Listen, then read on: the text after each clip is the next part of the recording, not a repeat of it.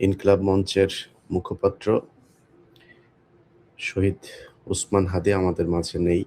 তার যে খুনি, সেই খুনিকে বাঁচানোর জন্য সরকারের গোয়েন্দা সংস্থা, বিশেষ করে ডিজিএফআই এর কয়েকজন কর্মকর্তা,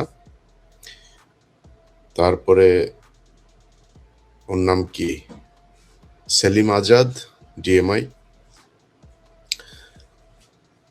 এরা বৈঠক করে, এই খুনের আগে তারা বৈঠক করে খুনিকে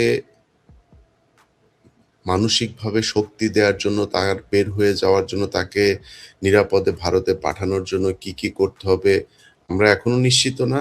এই ডিজিএফআই দেয়া কথাবার্তা আমরা বিশ্বাস করি না। তারা বলছে যে সে পালিয়ে গিয়েছে। সে আদৌ পালিয়ে গিয়েছে কিনা এখনো পর্যন্ত আমরা জানি না।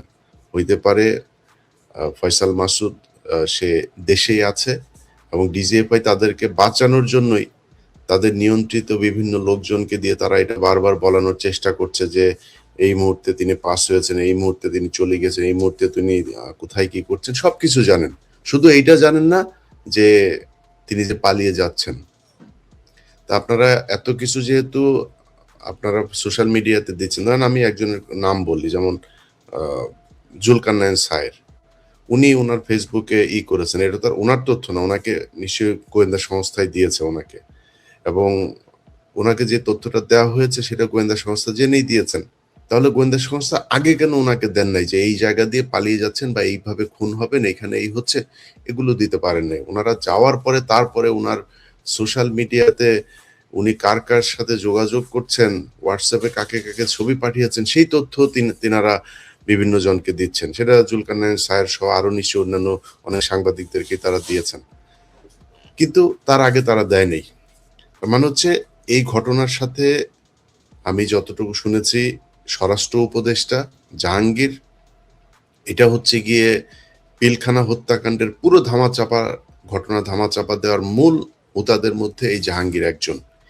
প্রচন্ড দুর্নীতিপরায়ণ এবং আনস্মার্ট, একটা অদক্ষ, একটা অথর্ব একটা অফিসার ছিল।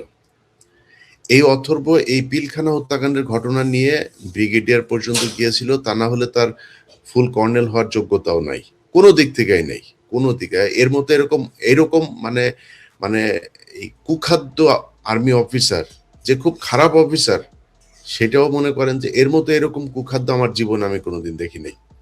তার সাথে দুর্নীতি পরায়ণ, খালেদা জিয়ার কে দেখতে গিয়েছে এভার কেয়ারে, তার পাশে তার মেয়ে তার বউকে নিয়ে গিয়েছে, দাঁত কেলিয়ে হেসে সেলফি দিচ্ছে। আরে ভাই, তোর তো বুঝতে হবে, এইটুক জ্ঞান তো তোর থাকা উচিত, জ্ঞান তো নাই, থাকবে কেমনে? এটা সে এখানে গিয়ে এটা করেছে, টাকা পয়সা তো আছে। ধরেন এই 5 তারিখের পর থেকে যে পরিমাণে টাকা তারা কামিয়েছে, সারা জীবন 14 গোষ্ঠী বসে খাইতে পারবে।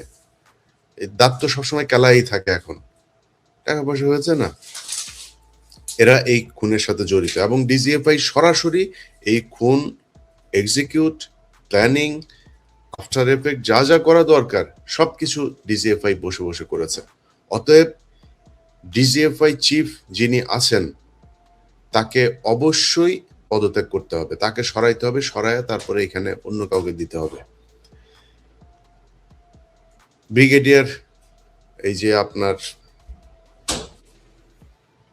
আরেকজন আছে, ওর নামটা যে আর্মির বিষয়টা বাদ দিলাম, ডিজিএফআই এবং এই ডিএমআই সহ যারা যারা এটার জন্য মানে এই ঘটনার সাথে তারা জড়িত আছে না আছে, তাদের বিচার করবেন না করবেন, কি কি করবেন, সেটার সাথে সাথে মনে করেন যে তারা কিছুই নাই, এটার সাথে কিছুই জানে না, কিছুই বুঝে না, তারা যে এটারে ঠেকাইতে পারে নাই, এই জন্য তাদের ওই চেয়ারে থাকার আর কোনো নৈতিক কোনো নাই। এরপরে হচ্ছে স্বরাষ্ট্র উপদেষ্টা। ধরেন এই গেল কয়েকদিনের ভেতরে যদি আপনি বাংলাদেশের আইন শৃঙ্খলা পরিস্থিতিটা দেখেন, আরে বেটা স্বরাষ্ট্র উপদেষ্টা, তুই তো কনস্টেবল হইতে পারবি না। তোরে যদি, আমি জানি না তুই কেমনে ঢুকছিলি সেনাবাহিনীতে, তোর কনস্টেবল হওয়ার যোগ্যতা নাই। তুই এইখানে যেই মানুষগুলোর রক্তের বিনিময়ে তুই এই স্বরাষ্ট্র উপদেষ্টা হয়েছিস, তোর এই স্বরাষ্ট্র উপদেষ্টা হওয়ার পরে সেই মানুষগুলো নিরাপত্তা দিবি না? সেই মানুষগুলোর পিছনে বারবার তারা একটা কথা বলার চেষ্টা করেছে, এখানে নাকি মব সন্ত্রাস হয়েছে, মবের বিরুদ্ধে তারা ব্যবস্থা নিচ্ছে, মব করতে দেওয়া যাবে না। তোর মারে আকাম করছে খানকির ছেলে, এইখানে আসছিস মব মারাইতে? এই দেশে যদি নাকি এই যৌক্তিক দাবি করা যদি নাকি মব হয়, তাহলে শেখ হাসিনাকে সরাইলে কি দিয়া? নির্বাচন দিয়ে সরাইছিলে? সেনাবাহিনীর কু করে সরাইছিলে? এই জনগণ গিয়ে তারপরে শেখ হাসিনাকে গণভবন থেকে বের করেছে, তাহলে সেটা মব। তুই যে আজকে এই পদে বসছিস, এখানে তো স্বরাষ্ট্রমন্ত্রী ছিল, সংসদে নির্বাচিত স্বরাষ্ট্রমন্ত্রী ছিল, তো সংসদে নির্বাচিত এমপি হয়ে তারপরে সে মন্ত্রী হইল। তুই কোন জায়গায় এমপি হয়েছিলি? আসিফ নজরুল এ প্রথম আলোর সুশীল গিরি সেজে তারপরে প্রথম আলোর হয়ে কাজ করে। প্রথম আলোর যা বয়ান সে তাহাই বাংলাদেশে বাস্তবায়ন করতে চায়। এই শুয়োরের বাচ্চা গতকালকে পোস্ট করেছে সে নাকি জামিনের ব্যাপারে কিছু জানে না, এটার সাথে আইন মন্ত্রণালয়ের কোনো সম্পর্ক নাই। শুয়োরের বাচ্চা, তুই যা করছিস, তুই যে জাউরামি এই গত 1.5 বছরে করছিস, আল্লাহ যদি বাঁচায় রাখে, তোর অপমান অপদস্থ এই সরকারটা শেষ হওয়ার পরের দিন থেকে শুরু হবে। আসিফ নজরুল যেখানে যাবে ওইখানে জুতা খাবি, ডিম খাবি, এটা তোর কপালের সাথে একদম ওতপ্রোত ভাবে জড়িয়ে আছে। এখন এটা হবে, হইতেই হবে। এখন আসিফ নজরুল কালকে পোস্ট করেছে সে নাকি কিছুই জানে না, এটার ব্যাপারে আইন মন্ত্রণালয়ের কোনো কিছুই নেই। তারেক রহমানের অনেক কিছু আমার খুব ভালো লাগে, কিন্তু তারেক রহমানের আশপাশে সব মাদারচোদ, ওইখানে সব মাদারচোদ তারেক রহমানের আশপাশে। কেমনে যায়? ওই যে আরেকটা আছে ওয়াহিদুজ্জামান অ্যাপোলো, এখানে কি ছেলেরা সব কটা শুয়োরের বাচ্চা। এই শুয়োরের বাচ্চাগুলো সব পাশে পাশে গিয়া তারপরে এদেরকে, এই কায়সার কামাল আর এই শুয়োরের বাচ্চা, এই দুইটাই মিলে এই এর বেঞ্চে আপনার এই হাইকোর্ট থেকে ইয়েটা ও জামিনটা হয়েছে। এই আজকে যে হাদির করা হলো, হাদিকে যে মারা হইলো, এই তো জেলে থাকার কথা। আগের মামলার তদন্ত কর্মকর্তা বাদী, তারা এই ফয়সাল মাসুদ সে যে ছাত্রলীগ করতো সেটা উল্লেখ করে নাই। উল্লেখ কেন করে নাই? আগের থেকে প্রিপারেশন, যে উল্লেখ করলে তারা তো জামিন হবে না, জামিন নিতে কষ্ট হবে আওয়ামী লীগ যদি হয়। সে ডাকাতির মামলায় অস্ত্র সহ আটক হয়েছে, কেন্দ্রীয় কমিটিতে সে পদে ছিল, সে জামিন পাইল কিভাবে? তারে জামিন দিয়েছে। এখন আসিফ নজরুল কিচ্ছু জানে না। আসিফ নজরুল খানকির ছেলে, তুমি যে বিচারপতিদেরকে যে তুমি করলা, তুমি যে নিয়োগ দিলা, বিচারপতিরা তোমার মার শাটার ভিতর দিয়ে আসছিল, মাদার চোদ কোন দিক দিয়ে আসছিল? শুয়ারের বাচ্চারা কোথাকার, গায়ে লাগে না খানকির ছেলেরা? এই মানুষগুলো রক্তের উপরে দাঁড়ায় তারপরে তোরা উপদেষ্টা হইছিস, তোরা বড় বড় পদে বিচারপতি হয়েছে। এই খানকির পোলা, এই যে তাহসান শুয়ারের বাচ্চা, 5 তারিখের পরে সেইখানে এই তাকে বিচারপতি নিয়োগ করা হয়েছে, জামিন দিয়ে দিছে। সে যার রক্তের বিনিময়ে বিচারপতি হইল, সেই লোকটার, সেই মানুষগুলিরও খুন করার জন্য খুনিরে সে জামিন দিল। এবং এরপরে তার কি হবে? এরপরে সে বের হয়ে যাবে, চলে আসবে, সবকিছু তাদের প্রি প্ল্যান্ড, এইভাবেই হয়েছে। এখন ভাই মানসিকভাবে আসলে খুব বিধ্বস্ত অবস্থায় আছি ভাই। বিশ্বাস করেন, 5 তারিখের পর থেকে আজকে পর্যন্ত আসিফ নজরুলের সাথে আমার কোনো ব্যক্তিগত সমস্যা আছে, স্বরাষ্ট্র উপদেষ্টার সাথে আমার ব্যক্তিগত সমস্যা আছে, এই কয়সার কামাল আমার সাথে ভালো সম্পর্ক ছিল, এই অ্যাটর্নি জেনারেল খুব ভালো সম্পর্ক ছিল। আরে ভাই তোরা মানুষের চোদা রে, মাদার চোদেরা, মানুষের চোদা তোরা। মানুষ তোর মারে লাগায়া জন্ম দিছে এই দুনিয়ার ভিতরে। যদি তাই হইতো, তুই তোরা মানে এই কাজগুলি করলি কিভাবে? একটা মিনিমাম একটা মানে এই মানুষের যেই এই থাকে, মানে বর্ডার লাইন থাকে, এইটুক মনুষ্যত্ববোধ তোরা দেখাইস না। টাকা পয়সার অভাব আছে, কয়সার কামাল বস্তায় ভরে ভরে টাকা নিয়ে গিয়েছে, বস্তায় করে করে এই কোর্ট থেকে টাকা নিয়ে গিয়েছে। আর কত টাকা লাগবে তোদের? কত টাকা দরকার আছে নাকি আরো? তোরা আওয়ামী লীগের লোকজন রে গড়ে পর্দায় সমানে জামিন করাইছিস, আসিফ নজরুল খানকে বলা, শুয়োরের বাচ্চা, কয় টাকা লাগবে রে তোর? আরো কত হাজার কোটি টাকা দরকার আসিফ নজরুল তোর বাঁচার জন্য, আরো ভালো থাকার জন্য? বল, কত মাগি লাগবে, কি লাগবে বল, নিয়ে তারপরেও যা, দেশটারে শান্তিতে থাকতে দে।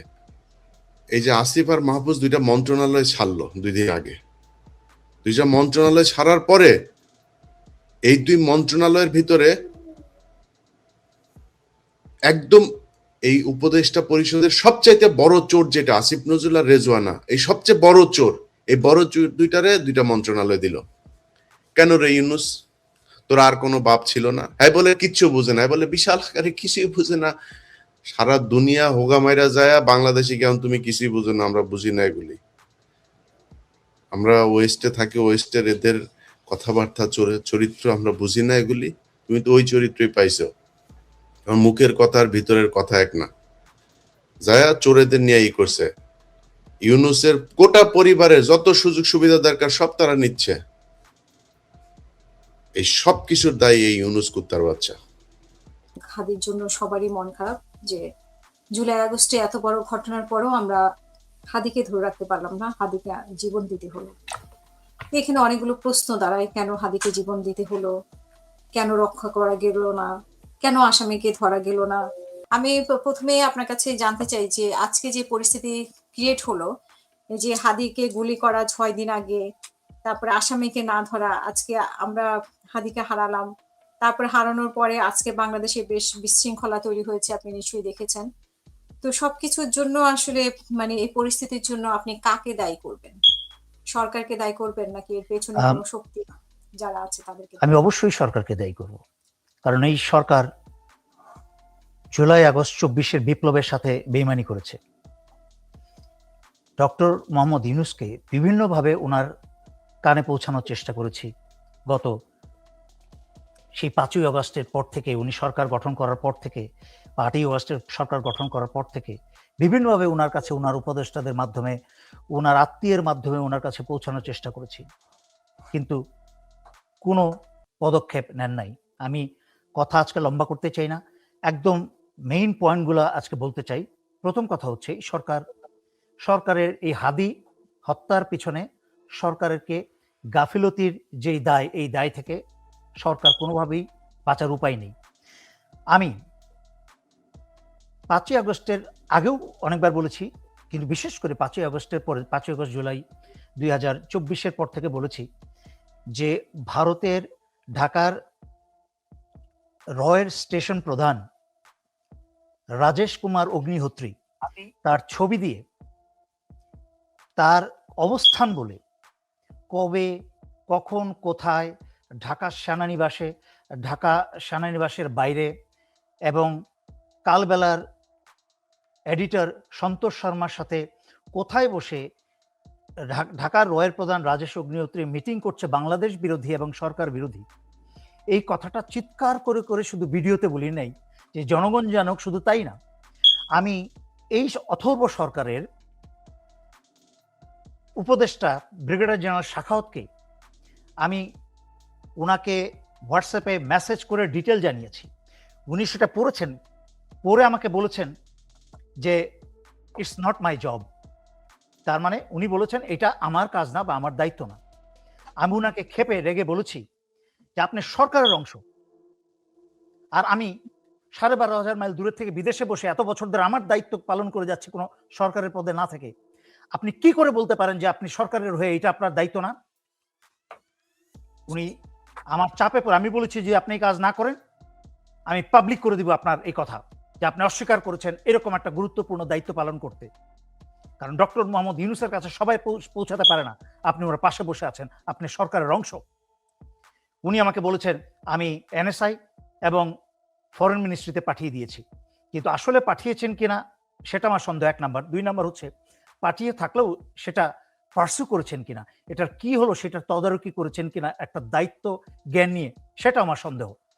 আজকে যদি ব্রিগেডিয়ার শাখাওয়াত বা ডক্টর ইউনূস সরকার চিৎকার করে, গত 6টা বছর ধরে চিৎকার করতে করতে জুলাই আগস্ট আল্লাহর রহমত এসেছে, 1500 ছেলে মেয়ে জীবন দিয়েছে, যদি আজকে এই সরকার 1500 ছেলে মেয়ে বা তার চেয়ে অধিক মানুষের, বাংলাদেশিদের জীবনের বিনিময়ে এই সরকার ক্ষমতায় এসে এই জুলাই আগস্টের মৃত তো বাদেই দিলাম, জীবিত যারা, তাদের বিপ্লবটাকে পর্যন্ত ছিনিয়ে নিয়েছে, নিজেদের কুক্ষিগত করে নিজেদের স্বার্থে কাজ করেছে। এবং দেখেন, তখন যদি যেই রাজেশ কুমার অগ্নিহোত্রী রয়ের প্রধান, তাকে 2016 সালে পাকিস্তান থেকে একই অপরাধে তাকে লাথি দিয়ে বের করে দেওয়া হয়েছে, তখন হাসিনার আমলে 2016 সালে এই রাজেশ কুমার অগ্নিহোত্রী বাংলাদেশে এসে স্থান করে নিয়েছে, আরামের স্থান করে নিয়েছে হাসিনার দাওয়াতে। অথচ কত অযোগ্য একটা সরকার, কতটুকু বেইমান একটা সরকার হলে এতবার বলার পরেও সেই পাকিস্তানের লাথি দিয়ে বের করে দেওয়া রাজেশ কুমার অগ্নিহোত্রী, যেখানে ঢাকায় বসে এত বড় বড় মিটিং করছে বাংলাদেশ বিরোধী, একটা উপদেষ্টাও কোনো পদক্ষেপ নিল না। তখন নিলে কিন্তু আজকে হাদি মরতো না। হুম তখন যদি আমার কথাগুলো শুনতো, হাদি মরতো না। কতবার বলেছে, আজকে দেখেন এই বদমাশগুলা তাকিয়ে দেখেন। হাসনাত বলেছে যে 7 সিস্টার আলাদা করে দিব, ছিন্ন বিচ্ছিন্ন করে দিব। সাথে সাথে এই গোলামের বাচ্চা, এই পররাষ্ট্র উপদেষ্টা আগ বাড়িয়ে ভারতের কাছে বলছে যে হাসনাত সরকারের কোনো অংশ না। এই বেটা, হাসনাত সরকারের অংশ না? হাসনাতদের হাত ধরেই তো, রাস্তা দিয়ে তো, হাসনাতদের রক্ত দিয়েই তো ওনারা ক্ষমতায় বসছে। তাহলে হাসনাত কি করে সরকারের অংশ হয় না? হাসনাত জনগণের প্রতিনিধি, নির্বাচন ছাড়াই। সুতরাং হাসনাত যখন এই কথা বলেছে, সেই কথার উপরে মাথা উঁচু করে থাকতে হবে। চোরের মতো, গোলামের মতো ভারতের পা ধরে বলতে গেছে যে হাসনাত সরকারের অংশ না, সুতরাং এই কথার দায় দায়িত্ব সরকার নিবে না। অথচ ভারতের অবসরপ্রাপ্ত কর্নেল অজয় যখন বলল হাসনাতের ঘাড়ে গুলি করতে, প্রকাশ্যে উন্মুক্ত মিডিয়াতে, তখন এই গোলামের বাচ্চা গোলাম, এই পররাষ্ট্র উপদেষ্টা কোথায়? একটা বার তো প্রতিবাদ করে নাই যে একজন বাংলাদেশের জীবন মানেই হচ্ছে একটি বাংলাদেশ। তোমরা কোন সাহস একটা বাংলাদেশিদের ঘাড়ে, দেশপ্রেমিকের ঘাড়ে গুলি করার আদেশ দিতে পারো?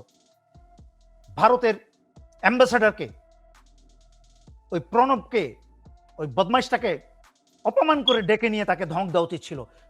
জলদি এটা বিবৃতি দাও, যদি বিবৃতি না দাও, otherwise you get out of this country, Bangladesh থেকে বের হয়ে যাও, আমাদের এইসব কূটনৈতিক সম্পর্ক দরকার নাই। কিন্তু এই উপদেশটা, এই মাখন খাওয়া, এই নাট্যকার, লুচ্চা যত মেম্বার আছে, আর আরেকজন হচ্ছে গ্রামীণ ব্যাংক, মনে করেছে গ্রামীণ ব্যাংক যেভাবে সুফিয়া কুলসুম আর জরিনাকে গ্রামীণ ব্যাংকের ডাইরেক্টর বানিয়ে বসিয়ে দিয়ে লাখ ভেলকি লাখ করে খেয়েছে, দেশে বিদেশে পুরস্কার নিয়েছে, মনে করেছে বাংলাদেশের এই ধ্বংসপ্রাপ্ত একটা দেশের উনি সামলাতে পারবেন গ্রামীণ ব্যাংকের মতো নাটক করে। অথচ নিজের সব সুবিধা নিয়েছে, গ্রামীণ কল্যাণের $1 বিলিয়ন কি বলে ট্যাক্স পর্যন্ত মৌকুফ করে দিয়েছে, অন্যান্য বিভিন্ন স্বজনপ্রীতি, বিভিন্ন দুর্নীতির বাইরে। আজকে 1500 ছাত্রছাত্রী জনতার উপরে জীবন শহীদ হওয়ার পরে তাদের কথা না রেখে বিপ্লবটাকে ধ্বংস করে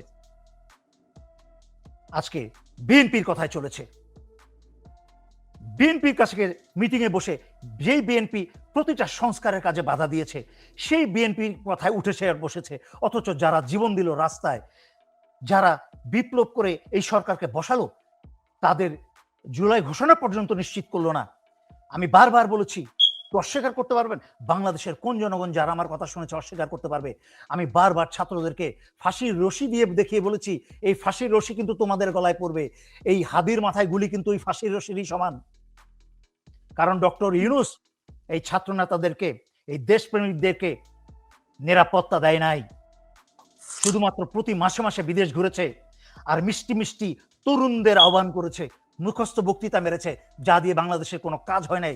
আরো নোংরামি করেছে, ড্রোন উড়িয়ে বাংলাদেশের পতাকা বানিয়ে আবার এই বিজয় দিবসে 16 ডিসেম্বরে 54 জন পতাকা নিয়ে লাভ দিয়েছেন, এটাকে বিশ্ব রেকর্ড গঠন করেছে। সেই হাসিনার লুচ্চামির মতো, হাসিনা যেরকম লুচ্চামি করেছে বাংলাদেশের দীর্ঘতম মানব বাংলাদেশি পতাকা বানিয়ে, অথচ একদিকে মানুষ গুম করেছে, খুন করেছে, দেশ বিক্রি করেছে ভারতের কাছে, আরেকদিকে পতাকা বানিয়ে বিশ্ব রেকর্ড করার চেষ্টা করেছে। এইদিকে ডক্টর মোহাম্মদ ইউনূসও একই কাজ করছে।